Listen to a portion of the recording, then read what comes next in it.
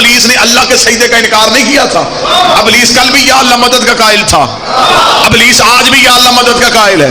उसने अल्लाह की मदद का इनकार नहीं किया था। उसने कहा था मैं आदम को सजदा नहीं करता। खुदा ने कहा फखरुज लानत इला यौमिद्दीन, निकल जा मेरे दरबार से, तुझ पर क़यामत तक के लिए मेरी लानत रहेगी। मेरे मालिक ये सबसे बड़ा नवाजी है, तूने इतनी जल्दी लानती क्यों बना दिया? मेरे मालिक हो सकता है कि थोड़ी देर बाद तेरी बारगाह में वापस आ जाए, वापस आके कहे कि मुझे माफ कर दे, मुझसे गलती हो गई है, मैं अब सजदा कर देता हूँ। खुदा ने कहा इसे फौरन लानती इसलिए बनाया है कि हुज्जत भी पहली है, मुनकर भी पहला है। हुज्जत भी पहली है, मुनकर भी पहला। अगर आज इसे माफ किया, कल को बड़े बड़े मुनकर इबादत के टोकरे उठा के मेरे दरवाजे पे आ जाएंगे कि अबलीस को माफ कर दिया था, हमें भी माफ कर दे। मैं दुनिया को बताना चाहता हूँ मैं अपने मुनकर माफ कर सकता हूँ, अपनी हुज्जत के मुनकर माफ नहीं करता।